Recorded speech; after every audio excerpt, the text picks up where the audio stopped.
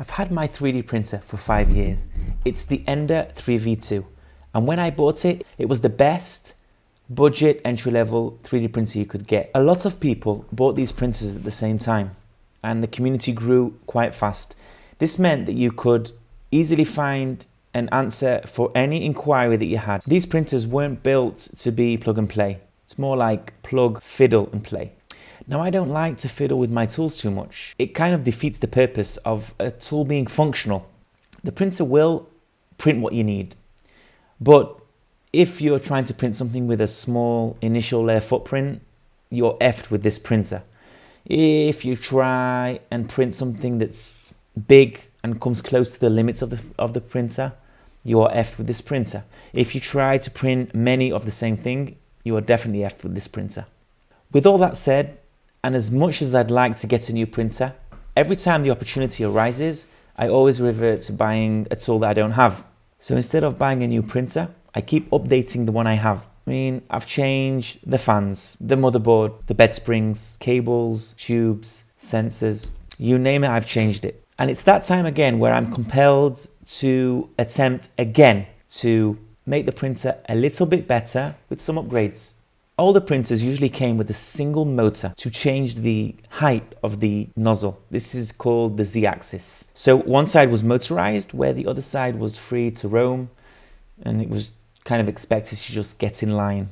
And it usually wobbles and creates a lot of havoc around that side of the printer. And most of the big prints, they do fail on that side of the Z-axis. I'm kind of surprised that Creality didn't make this a baseline requirement for their early on printers. So thankfully, Creality sell this ZAxis Upgrade, which basically enables me to add an extra motor on the other side of the Z-axis. The instructions that I received with the upgrade kit weren't too explanatory, but thankfully the actual installation wasn't too hard. Just a matter of connecting the motor to the long screw, wiring the new cable that I got with the kit, and the cable basically splits the signal for the motor to two separate motors instead of just a single one.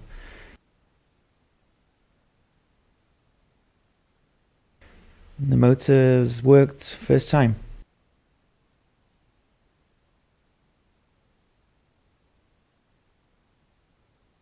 The bed that I got with this printer was a thick piece of glass that's meant to not bend or warp, which it does both, by the way, when it's heated. But the main reason this is an unsuccessful bed is because of the coating that's meant to maximize the friction between the initial layer and the actual bed. This coating kind of wears off with time. Printers that are sold on today's market come with a magnetic bending bed, which thankfully Creality have come out with an upgrade for the Ender 3V2. The original glass bed is connected to the heat bed using these clips. Obviously, after changing the bed to the new magnetic one, there's no need for the clips. Sticking on the magnet was great fun, especially that it works so well first time round. And since the new bed is basically two separate parts, the top part, which will probably be worn down with time, can be replaced for a pretty cheap price of around $7 on AliExpress. I upgraded the fans a while back, mainly because the original fans were so noisy. The original housing for these fans was a two-piece set, and this introduces a lot of issues of stability, where you could easily come and just find the fans disconnected from the actual axis, ruining the print. So I recently found on Thingiverse an upgraded version where it's just one single piece. Now the fans are meant to be connected with M4 screws. I don't have an M4 screw set, and even if I did, I probably would resort to authentic engineering practices anyway, using good old zip ties.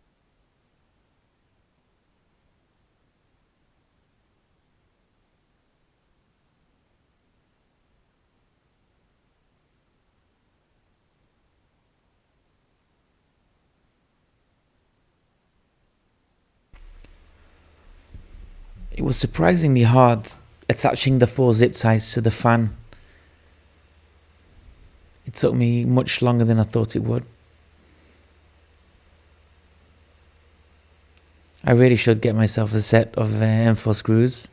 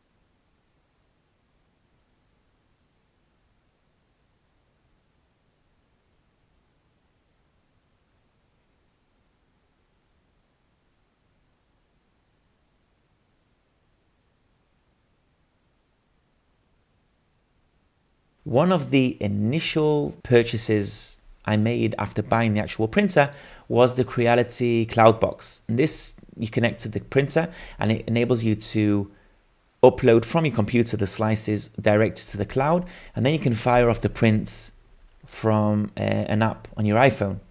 This is super convenient and I've used it for every print ever since. It also saves the need to manually transfer the slice files from your computer via SD card. The box has been laying around in the vicinity of the printer and it's never been an actual integral part, which would be nice. Surprisingly, I didn't find any design on Thingiverse, so I kind of just cooked something up myself. After some quick measurements, I quickly designed it, and I also used this print to see how good my upgrades up until now are doing.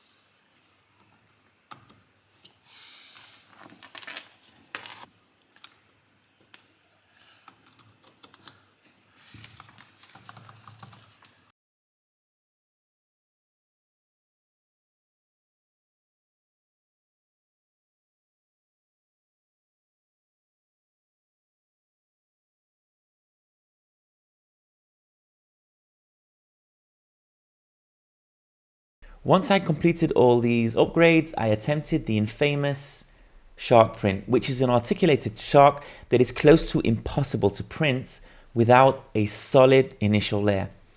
And it came out fantastic.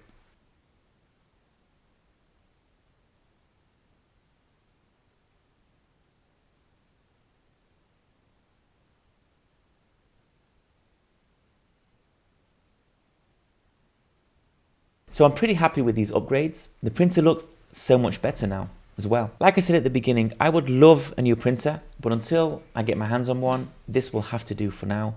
And yes, even though I made out at the beginning that I'm not emotionally attached to my tools, my 3D printer specifically, you all know that's not true. As always, thank you for your time, and I'll see you on the next one.